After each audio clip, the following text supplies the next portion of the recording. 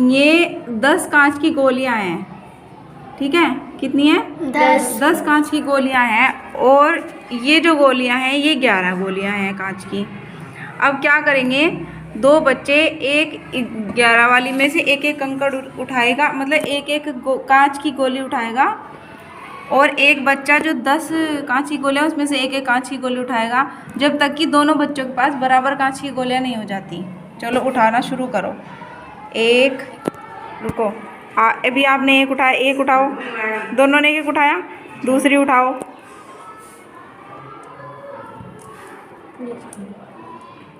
उठाओ दूसरी, तीसरी उठाओ, चौथा,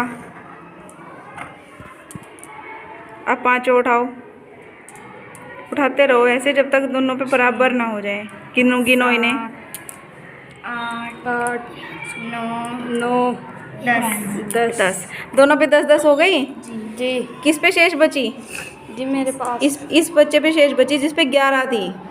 मतलब कि अगर दोनों के दोनों बराबर कंकड़ उठाते हैं और एक के पास जो शेष बचता है ना, जैसे कि 10 में से कोई शेष नहीं बचा, तो जिसमें शेष नहीं बचा वो हो गई सम संख्या। और 11 कंकड़ 11 हमने ये कांच की गोली रखी थी, 11 में से एक शेष बची तो ये हो गई विषम। जिसमें से एक शेष बची वो कैसी होगी? विषम। और जिसमें शेष नहीं बची 10 में से सम। इसी तरह से 11 10 और 11 ली थी ना हमने, अब 11 और 12 कांच की गोलियां ले सकते हैं। देखो लो, ये 12 कांच की गोलियां हैं। कितनी है? 12 कांच की गोलियां, और ये कांच की गोलियां हो गई 13। अब क्या करो, इनमें से फिर एक एक कांच की गोली उठाओ, जब तक कि दोनों पे बराबर ना हो जाए तब तक उठाते रहो। 1 2 3 4 5 6 7 8 9 10 11 12। देखो इस पे एक शेष बची है ना, जिस पे 13 थी तो उस पे एक शेष बची और 12 वाले पे कोई शेष नहीं बची। तो इसका मतलब क्या है? देखो शुरू में हमने 10 कांच की गोलियां ली थी और उसके बाद हमने 11 कांच की गोलियां ली, तो 10 में से कोई शेष नहीं बची और 11 में से एक शेष बची। फिर उसके बाद हमने 12 कांच की गोलियां ली और फिर हमने 13 कांच की गोलियां ली।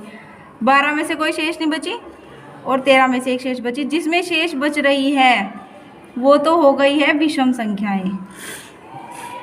विषम। और जिसमें शेष नहीं बची ये है सम संख्याएं।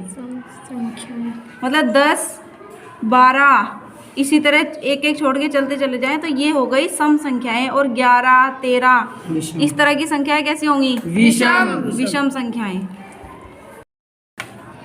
इसलिए 10 12 14 ये इस तरह की जो संख्याएं होती हैं वो सम संख्याएं कहलाती हैं, और 11 13 15 इस तरह की जो संख्याएं होती हैं ये विषम संख्याएं कहलाती हैं।